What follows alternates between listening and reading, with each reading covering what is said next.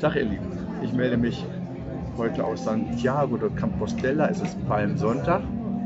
Wir sind unterwegs, oder ich bin unterwegs mit meiner Frau und meiner wunderbaren Radice und einem Tabak von Holger Danske, den es heute schon lange nicht mehr gibt. Den Original Honeydew. Ja, wir warten im Grunde auf die Palmsonntag-Prozession, die hier heute am frühen Abend losgehen wird.